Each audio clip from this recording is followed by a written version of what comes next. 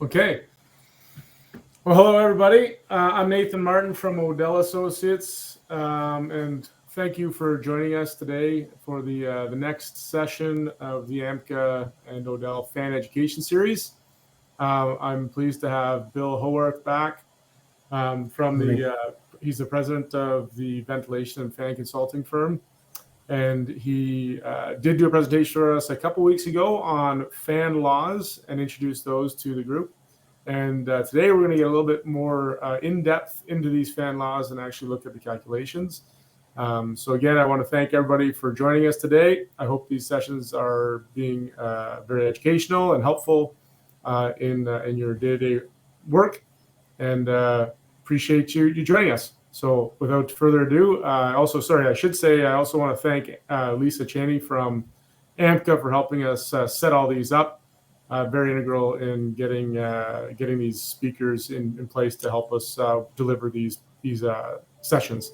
So thank you again, Lisa, and I'll hand it over to you to take it away. Thank you.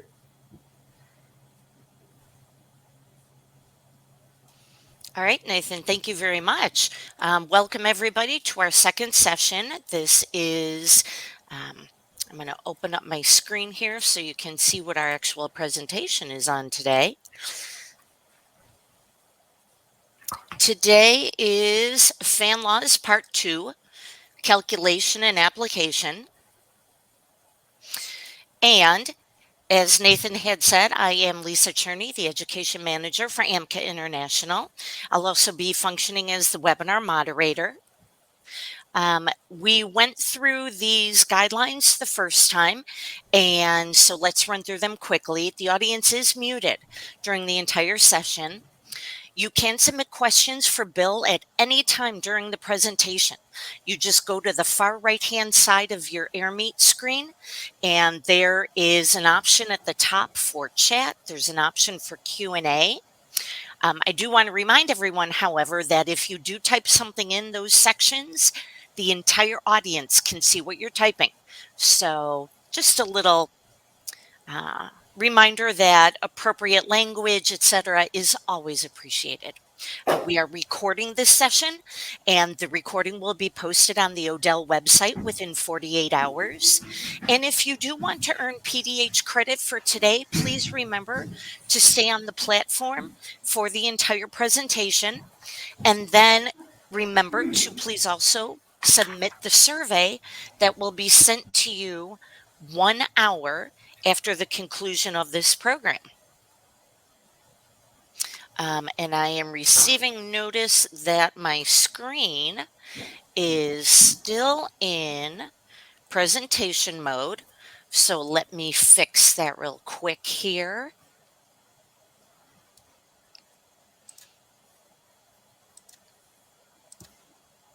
Make sure I'm sharing the proper screen because technology is always a challenge.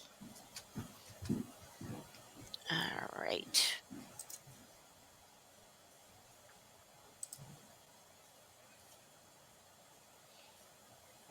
And if that's not accurate, somebody in the audience can let me know. So let's keep moving. Again, for Q&A, go ahead and submit questions for Bill at any time. And please remember that questions will get addressed at the end of the program. For PDH credit, our CEP, Registered Continuing Education Program, is the organization through which we work with to authorize those credits to be issued for educational programs. Quick disclaimer that the information in today's presentation is provided by AMCA and Odell as an educational service only. It is not intended to serve as professional engineering and or manufacturing advice. So the views being expressed are exclusively those of the presenter, and they do not necessarily represent the views of AMCA. And in making this educational activity available to its members and others, AMCA is not endorsing, sponsoring, or recommending a particular company, product, or application. Finally, under no circumstances, including negligence, shall AMCA be shall be responsible for use of the information and materials contained within this presentation. The presentation is copyrighted by AMCA International, so we ask that any use, reproduction of the presentation not be undertaken without express written permission of AMCA International. Working on the technology issues on the fly while I'm talking to you all. So let's get to Bill. Bill, as Nathan had said, is the president of the Ventilation and Fan Consulting Service International. He's also a longtime AMCA consultant. He has over 30 years of fan engineering and sales experience with Illinois Blower and Hartzell Fan. He is an active instructor at the North Carolina Industrial Ventilation Conference, which I believe is coming up soon, or may have just happened, but Bill can let us know that. He is a member of the U.S. delegation for ISO Technical Committee 117 fans, and he is a very active member of ASHRAE. And with that, now that I figured out the technical issues on my end, Bill, I'm going to stop sharing my screen and turn it over to you for the meat of the presentation. Well, thank you. Good morning. Thanks to you and thanks to AMCA for starting this series. And you have to let me take the ball here. Mm-hmm. And you just need to show your screen, the little box with the arrow. Yeah, there it goes. When people give us 2 weeks off between presentations, we forget what we're doing. Mm-hmm. Thanks to all of you for joining us this morning, and thanks to AMCA and to Odell and Associates for setting this up. At the end of the webinar, there will be an opportunity for questions. And Lisa, you mentioned the Industrial Ventilation Conference. The Industrial Ventilation Conference is the third week of October, and that will be in Raleigh, North Carolina, and there are still a few seats available.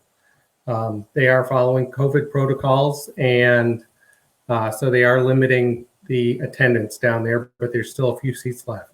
So let me talk about what were the purpose and learning objectives today.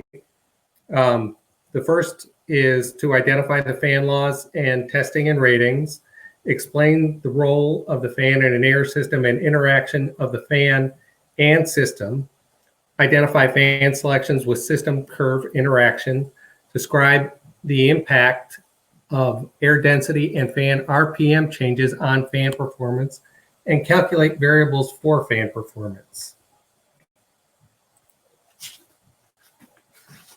So some of the different topic areas that we're going to be going through are fan ratings, testing, and the fan laws, fan air system types, and the fan's role in the system, the impact of air density on the fan and the system, and the increase in airflow in a system using the fan laws, and increase in power requirements using the fan laws. So first, we're going to start off with a little bit of review for some of you who might have missed last week. We talked about what is a fan. A fan is a device that is power-driven, rotating, and has a power-driven rotating impeller to move air or gas. And a fan rating, and can you see my, no, I don't think you can see my, it's,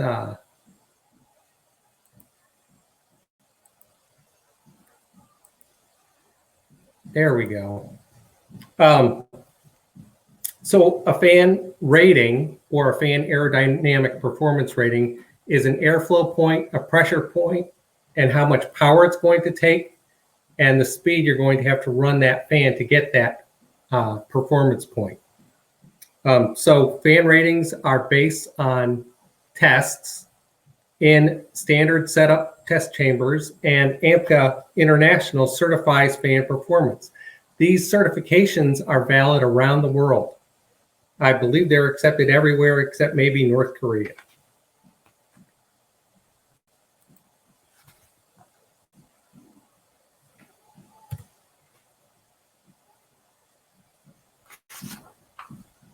So first, we want to start off with a review of the fan laws that we saw earlier. The fan laws are used to calculate fan performance at other speeds, other densities,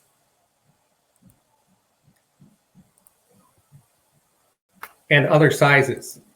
The first fan law covers the flow, CFM, which is cubic feet per minute, and that is the cubic feet per minute is related to the diameter ratio of the original tested fan to a new fan cubed, the RPM of the original fan to the RPM of the new fan, and a compressibility coefficient. We'll talk about that just briefly in a minute. The second law concerns the pressure. The pressure of the first fan is used to calculate the pressure of the second fan based on the diameter of the first fan, the diameter of the second fan over the diameter of the first fan squared, the RPM of the new fan over the RPM of the original fan squared, and now we have a new variable, density. The density of the new fan over the old fan, and once again, the same compressibility coefficient. The third law is for the power of the fan, and it is based on the first fan power is related to the second fan power divided by the first fan power to the fifth, the RPM ratio to the cube, the same density ratio that we saw in the second law, and then the compressibility relationship. Also noise, which isn't shown in any of these equations. You can have a fan law for noise, and fan law for noise would be the diameter, 70 times the diameter ratio of the, 70 times the log of the diameter ratio, and 50 times the RPM ratio, and 20 times the density ratio. So that allows us to take our original tested fan shown here in red and gray. This is our original fan. Using the fan laws for size and speed, we can generate a new fan curve. This fan here is actually a larger fan operating at a higher speed and a lower density.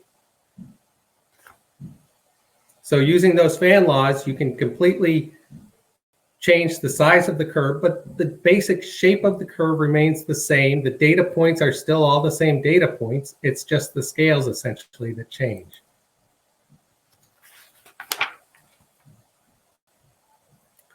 So fan laws are used to take our standard data that was obtained in an AMCA test and in a certified test chamber. And the fan laws are used to convert that test data to internet using the fan laws to standard values for air of 0.75 pounds per cubic foot, which is also 1.2 kilograms per cubic meter. The same standards apply in SI units to IP units. The same density is there. The fan laws are used then to calculate fan points to a common RPM, and that's used to produce that performance curve that we just saw. The fan curve is then used with programs like Excel or other dedicated programs to generate performance points. Those performance points end up showing up in catalogs like this Penberry plenum fan catalog.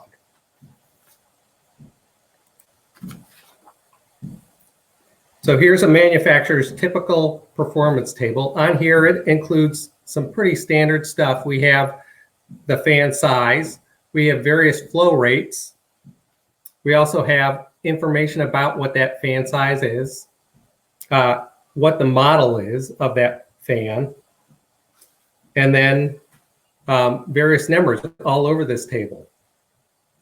So how do you use a fan performance table? Well, a customer will come to you and they'll want a particular flow and pressure. So you'll go in, you'll enter the table along the column on the left. You'll look up that volume that they're looking for, say 15,000 CFM, And they'll also give you a pressure at the same time, say 5 inches.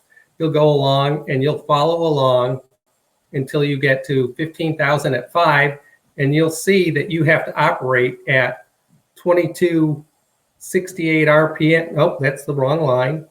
At 2196 RPM at 18.69 horsepower to get that performance point. The table also includes additional data on how the fan was tested. This particular fan was tested for type A with a free inlet and a free outlet. That means that they took that fan that we saw in the previous picture right here, and they installed that right in the wall of the chamber.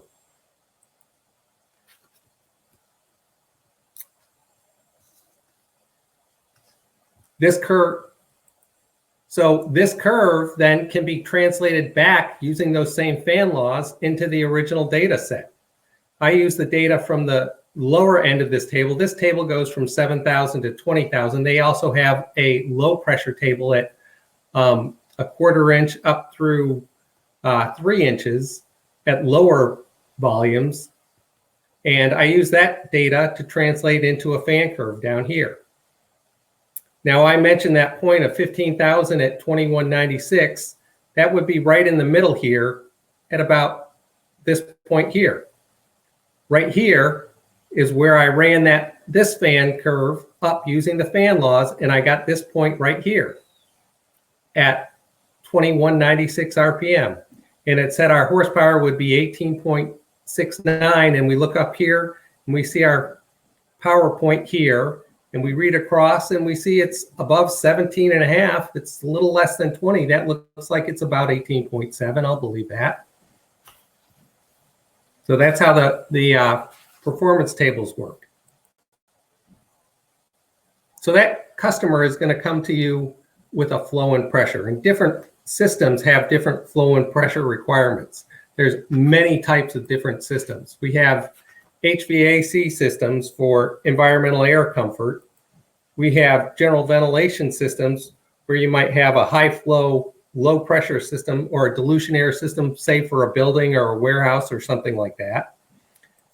Then you might have an LEV system, and this is what they really teach at the Industrial Ventilation Conference, is how to make these systems, where you might have a combination of hoods and ducts and bag houses or other cleaning devices, a fan, and a discharge or a filter back into the plant to control a contaminant like sawdust that you might pick up from a sanding operation, or paint fumes and paint overspray from a paint system. Different systems like that are a local exhaust ventilation system. And then you might have replacement air systems or makeup air systems. Every CFM that you try and take out of a building has got to be replaced. They don't just disappear. You got to replace them. And if you want the building to be properly conditioned, you've got to warm those up, filter them as necessary to bring them back into the building. Otherwise, you end up with a building that's got real low pressure, negative pressure. It's real hard to open the doors. Those are buildings with too many fans trying to exhaust air at the same time, and the air is trying to make its way back into the system. And then you might have process systems that might be a print dryer or an oven system or a boiler or something like that, where you might have a different system. What all of these systems have in common is they start with an airflow rate. How much heated air is required to keep a building occupants comfortable, how many times air in a production facility should be changed per hour, or the capture velocity for a contaminant from an exhaust or a ventilation hood. To get a volume of air to move, you have to push it or pull that air through the system. Sometimes you're going to have to do both. All air systems will have an airflow rate, and to move that airflow will require differential pressure. The purpose of a fan is to supply an air system with energy in the form of pressure necessary to maintain airflow through the resistance of the system. So you'll have inlet ducts, you'll have outlet ducts, you'll have air at A, and you'll want it at B. The easiest way to get it there is to use a fan. It's kind of bulky to ship. So for any particular requirement, you'll have many fan sizes and types to provide the correct airflow and pressure. So this is looking at one particular point at 15,000 at 8 inches of pressure. Here are 6 selections going through all that same point right here. We only have one power curve because otherwise this curve gets way too busy. And that power curve lines up right here with the size 33. All the other fans were a little bit less efficient, but you can see the power point would be a little bit less than 25 horsepower. They're all going through that. Each fan there has a different benefit or a cost associated with it for the system. This real small one, the size 200, might be the cheapest, would certainly be the cheapest fan out of this group, but you're operating way out on the curve. This is only one model of fan, and it's for a backward curved centrifugal. You might also have a backward inclined centrifugal or a forward curved centrifugal that would all meet this performance point. So when you're selecting a fan, typically you'll start not with a fan curve, but you'll start with a table of possible selections from the selection software. Here we see all those fans for that same point of 15,000 at 8 inches. And we see that size 200, it's spinning along at 3,700 RPM. And look at the brake horsepower on that fan. That's 41 horsepower. That's very inefficient. And as we go down through the fan sizes, we see the RPM starts to drop down, and we see the outlet velocity is coming down, and we see the cost of that fan with the size going up for every one of them. The most efficient fan on this list is at size 330 at 23.7 RPM. That may be the best point. Maybe they have a little bit of an unstable system, so they want something a little bit further out on the curve. They would select maybe the 300. Typically, the best selection is also going to be the quietest selection. Or you might have a system that is handling sawdust and you want something with a minimum outlet velocity of 3,000 feet per minute so that that sawdust doesn't settle in your system. So here you'd have to select that 275 fan, size 275, which has an outlet velocity of 2,400 feet per minute. Or if that material is going through the fan and you've selected an airfoil, you may say, well, I'm a little concerned that the material might build up on the wheel and I want to select a backward inclined or a radial blade. So in a fan system, the inlet of the fan right here is the most negative point, and at the discharge of the fan is the most positive pressure in the system. Static pressure is always negative on the fan inlet, and static pressure is always positive on the fan outlet. Fans also have a component called velocity pressure, which is the air movement pressure, and it stays positive through the whole fan. The total pressure is the combination of the velocity pressure and the static pressure. That's your total pressure through the system. So those are your three pressures. So getting back into fan law applications and calculations, let's suppose that you had a requirement for 10,200 CFM at 5 inches of static pressure. There's your point. Boy, that's one lonely point out there. So now we want to talk a little bit about system calculation. So we entered this with a flow rate and a pressure. In an air system, the flow is turbulent. In a turbulent air system's resistance is proportional to the square of the change in flow. So 2 times the flow is 4 times the pressure requirement. So we can plot that relationship through that point on our graph. Our requirement was 10,000 at 5 inches.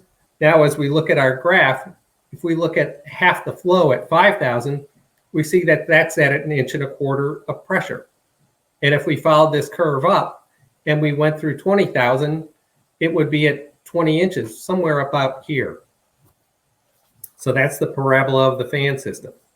1/4 of the flow, half the resistance. Or excuse me, half the flow, 1/4 of the resistance. So here's the equation for generating our system curve. our system static pressure 2 is equal to the system static pressure 1 times the flow relationship squared times the density factor. So we had our original performance table that we translated into a fan curve right here. And we saw that that fan curve also goes through this higher point of 15,000 at 5 inches. Now we add to that fan curve this new requirement for 10,000 at 5 inches. We can see that the point is between that 1400 RPM curve and the 2196 RPM curve up here. If we want 1,200 CFM and the flow is proportional to the change in speed, we can do that calculation right here. Looking at this point where the system curve, the flow that we're getting with this fan is at about 8,000 CFM, roughly, I would say, if we look down here, and we want 10,000 CFM, the 10,200 CFM over 8,000 CFM is 1.28 times our current RPM of 1400. So that would result in an RPM of 1792. So here's the performance going through the required pressure point. Now we have only one curve. This curve is at 1802 RPM. So we were a little bit off on 8,000. This is actually a value, if we get out the, if we zoom in here, it would actually go through at 7925.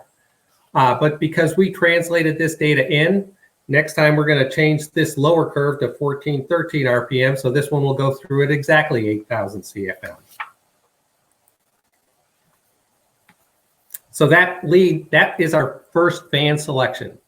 Now a properly calculated system and properly selected fan will deliver the correct airflow at the desired pressure, like we just saw.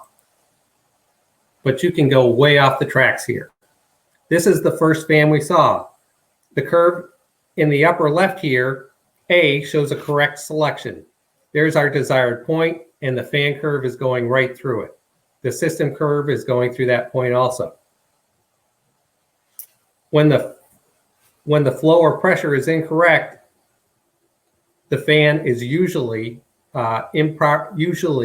properly selected based on the point given, or the system is improperly calculated. The curve B here, this curve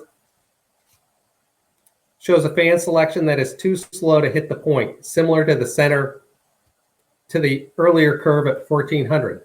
This curve is hitting below the point. We would have to speed this fan up to get through the right point. Or it could have been simply the right fan and installed correctly, only they are running it with the shivs on the wrong fan, with the motor shiv on the fan shiv and the fan shiv on the motor shiv. You switch those, you might slow the fan down and get exactly this performance. The curve C shows a selection that hits the specified point, but the fan is actually delivering too much air. You can see it out here. They wanted, say, 10,000 CFM. They're getting 12,000 CFM. The system resistance was improperly calculated in this example. And this fan, slowing this fan down, you could actually slow this fan down a little bit and you would get this point down here. If that's if flow is the only thing that you're worried about, not pressure, then operating down here would be acceptable. Slowing down the fan would help, or you could add additional resistance, say closing a damper that would back you up to that point in the fan curve. Fan D shows a fan selection that misses the point and the fan is actually delivering too much air at a lower pressure. This one is a mess down here. So the fan selection in this case is incorrect and the system was incorrectly calculated. Slow the fan down to hit the point if the pressure is not required. You can get to this point down here and you'll save energy and you'll save noise and other parameters, but you're operating at a pretty inefficient point.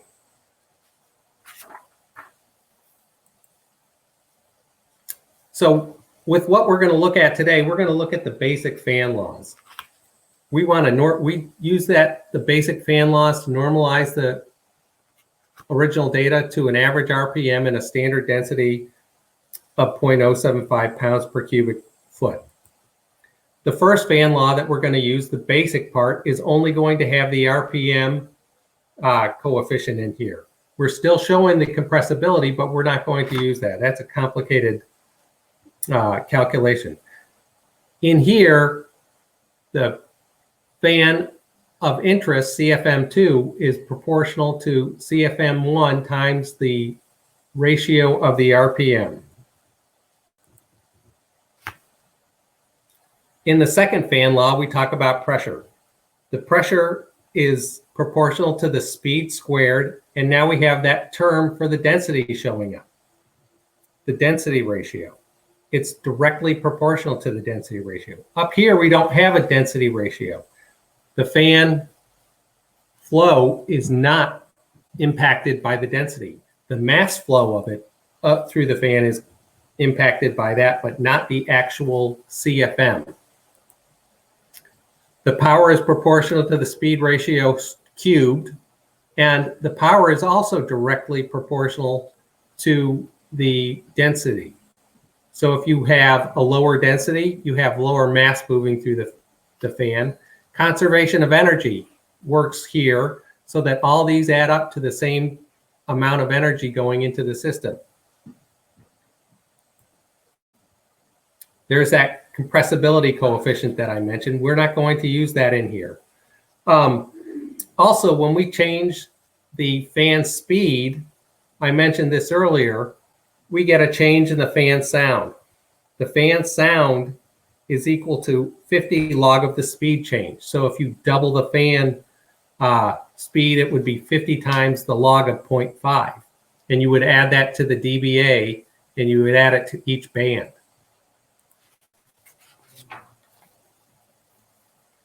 So since we're talking about fans, we have to talk about standard air a little bit, because now we're going to change it. Standard air is the reference gas for fan catalogs, performance test results, rating tables, data sets. STP, you might have heard of it. Standard air is the air that we're breathing all the time, 78% oxygen, 1% argon, and other trace gases.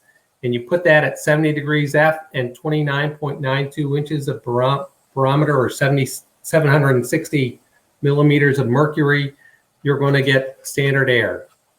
Humidity, water molecules are at water molecule has a molecular weight of 18 versus standard air at 29.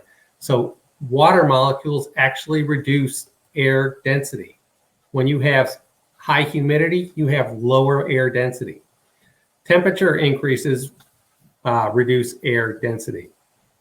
Suppose you wanted to calculate the density. Here's the formula for calculating density. 0.075 pounds per cubic foot, that's standard density. Here's your absolute pressure divided by our standard pressure of 29.92. And here's the absolute temperature. 460 F plus 70 gives us a Rankine temperature, which is an absolute temperature, divided by our new temperature, 460 F for that correction to Rankine, plus whatever temperature we're operating at. Suppose you wanted to operate a 600-degree system and you wanted to calculate what your density was. You'd take 460 plus 70, which gives you 530 Rankine, and on the bottom you'd have 460 plus your 600, which would be 1030 Rankine. And the result gives you 530 divided by 1030, which is about equal to 0.375 pounds per cubic foot.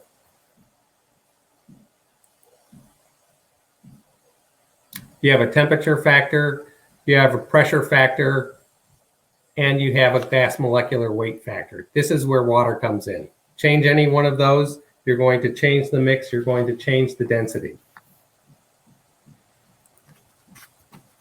So we calculated our required flow and pressure point and the system curve. That system curve formula had a term for density. So if we apply that system curve with a 0.375 density, you can see that our resistance through there is at half the value. So instead of being at 10,200 at 5 inches, it gets cut in half to 10,200 at 2.5 inches of pressure. The resistance varies directly with the density factor. So what are changes in air density due to our fan laws? We have the flow, it did nothing. With the pressure, we have that density factor here, and it applies to whatever our pressure was going to be. And this is for one fan speed. We've left out the RPM. It's a very simple fan law equation now. And the power 1 is equal to the power 2 times that density ratio. So now our fan curves come down also. Still the same shape curve, just each one of these values for flow and pressure comes down and gets cut in half. So instead of being just over 6, now it's just over 3. Our peak power went down, reading on this side of the curve, on the graph, from this one was at just over 11, and you cut that down in half, and now it's just over 5. There was no change on this performance graph to the vertical flow points.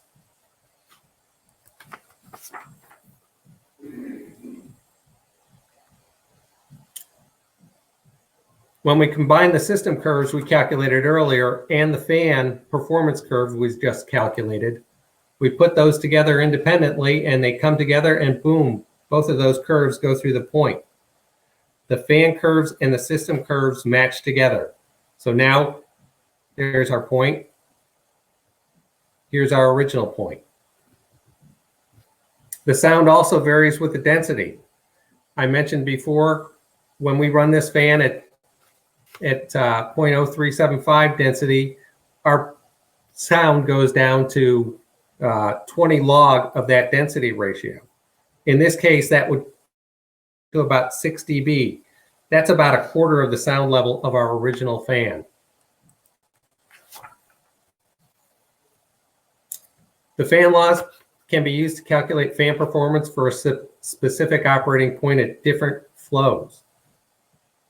So say we wanted to increase the flow 20%. So Q1 equals Q2 times 120%. Our RPM that would be required would be that Q2 over Q1 or 120%. Our pressure ratio would be that pressure ratio 1.2 squared. And our power ratio would be 1.2 cubed.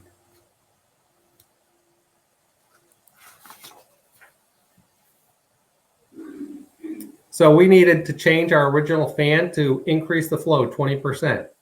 Our flow increase from our original system goes up from 10,200 to 12,240. Our pressure goes up along the square of that ratio from 5 inches to 7.2. Our pressure is proportional to the flow squared, the change in flow squared. And our RPM is proportional to flow, and flow is proportional to RPM. So 1802, our original RPM, goes to 2162 RPM. So here we see, here's our original point going through 5 inches. We wanted to increase 20%. There's our point at 12,240. And our pressure was 7.2. And we see over here, that looks like 7.2 inches of pressure. What would you expect our power to be if our power is going up by the change in RPM to the cube? Power goes up very quickly. The fan power goes up on the cube, so 120% flow increase is going to be a 173% power increase.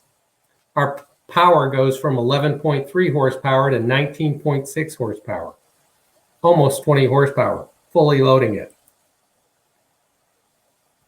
Here we see the fan curves the power curves associated with those fan curves, and we look up at our our power, and we read here that point here looks like it's pretty close to just under 20. That could be 19.6 horsepower. By the numbers, that's 19.6 horsepower. But what if you only had a 15 horsepower motor? What would you do? Also, when we increase this 20%, we use that 50 times the log of the speed. 50 times the log of 1.2 is 50 times 0.079. That equals about 4 dB. So what would you actually hear in terms of the sound level? Well, 4 dB isn't that much. It's over twice the sound power, but for your ears to hear something twice as loud, it takes about 10 dB for you to hear twice as loud. But we're at 19.6 horsepower. We've only got 15 horsepower.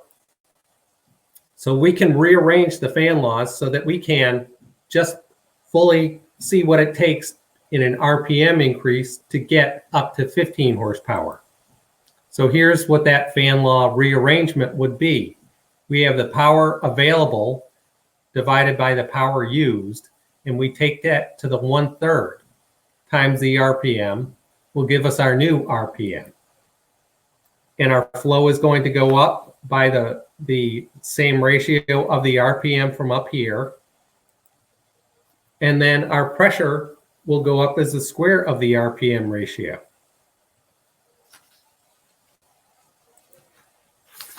So to fully load that 15 horsepower motor, the power increases from 11.3 to 15 horsepower.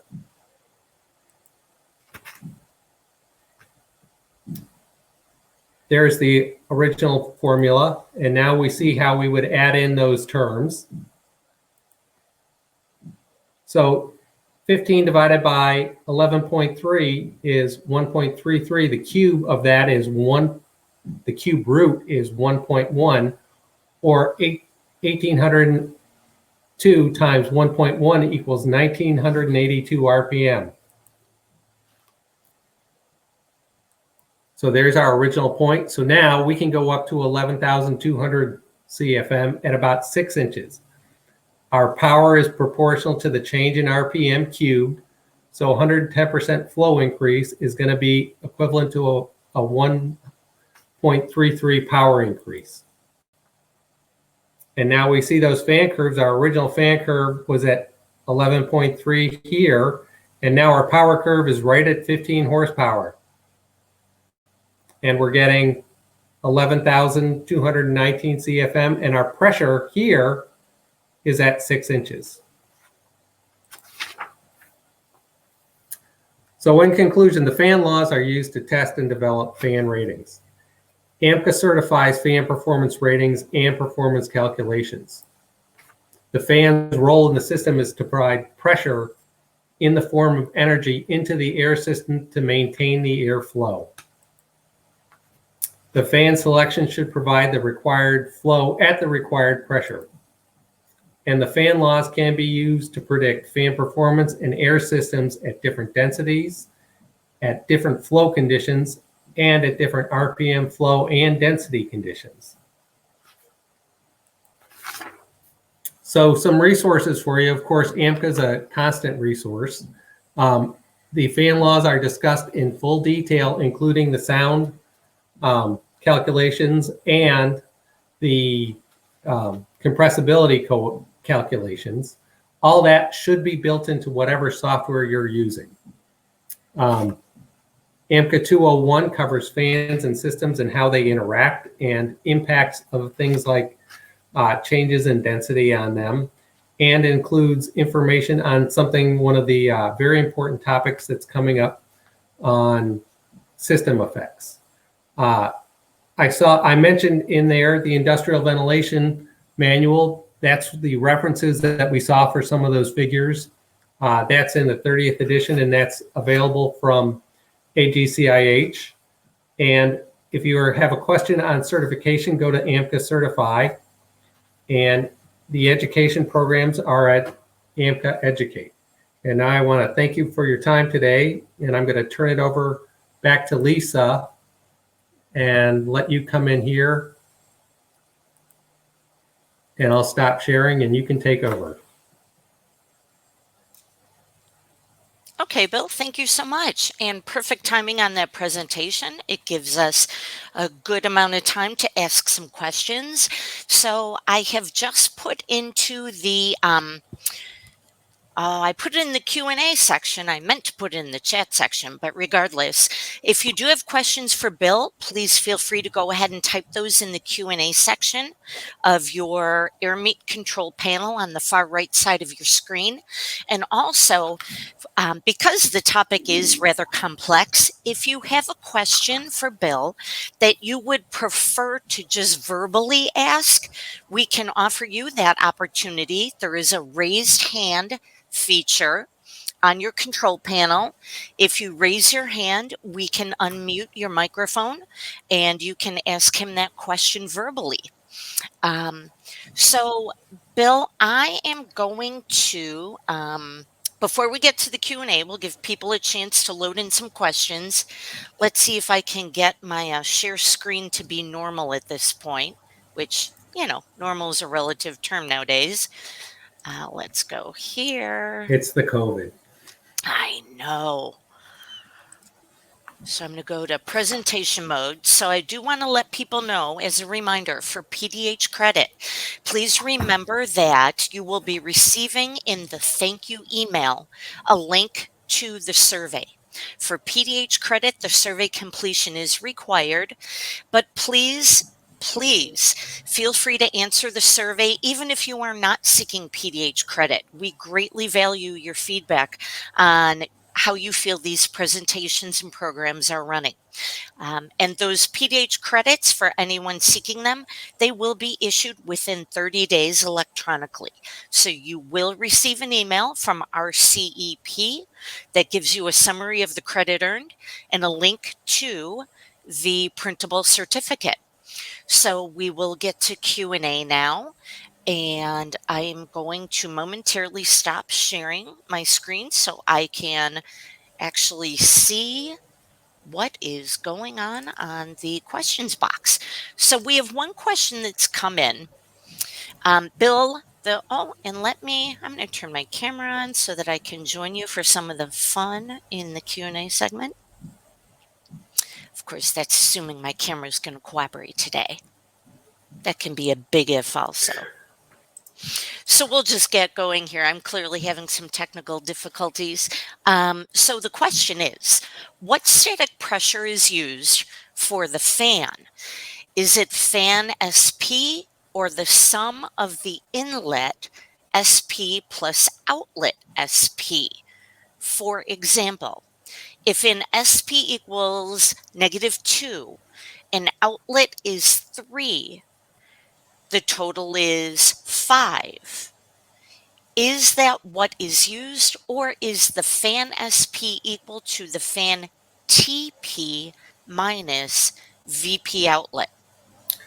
That's a complex question. That's somebody who's really getting deep into the fan laws.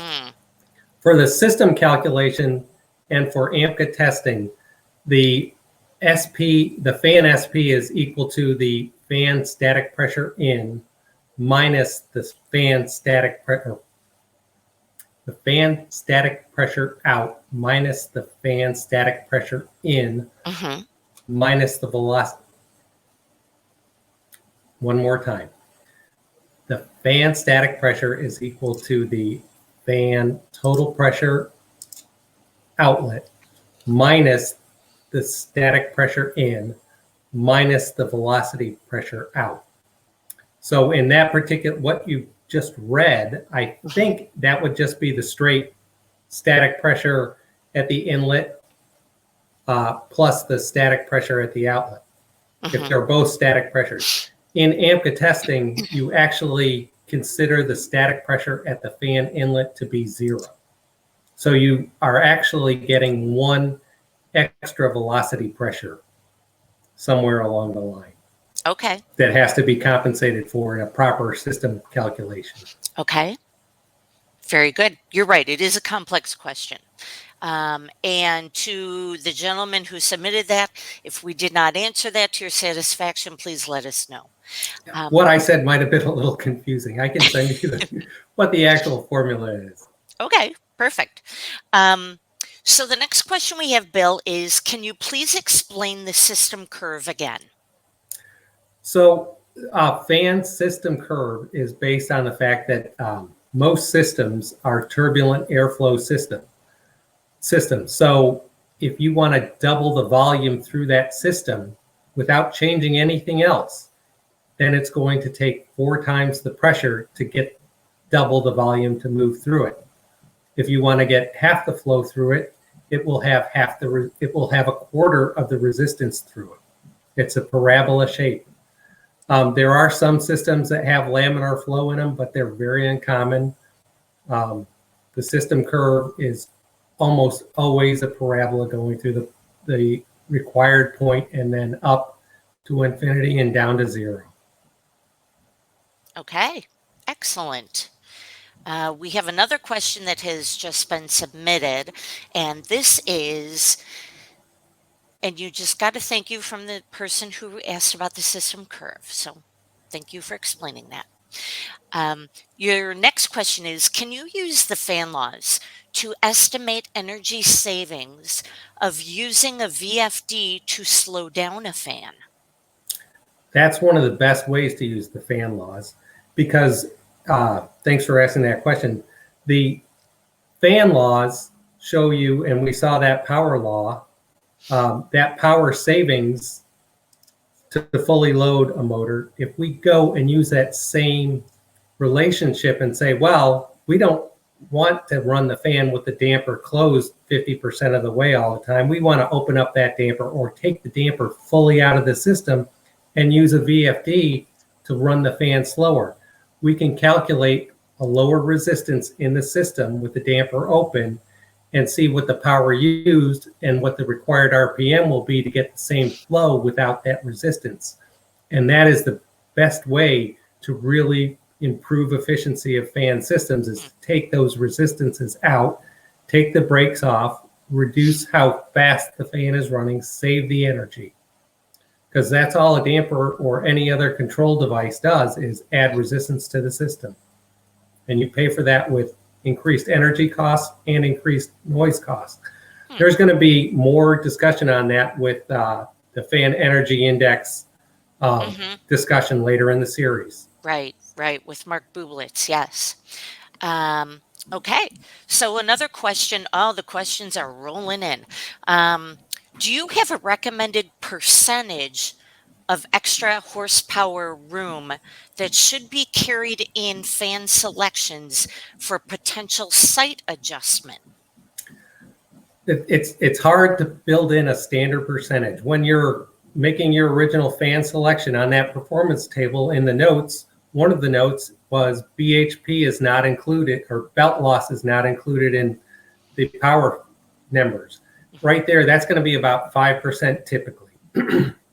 And with very small motors, it could go up to 10 or 15%. So you've got to leave room for that. Then adjustment in the field, it's going to be very difficult. You know, each time you add a little adjustment factor in, it adds to the whole cost of the project because the motor gets larger, the wire for the motor gets larger, the conduit gets larger, and the starters get larger.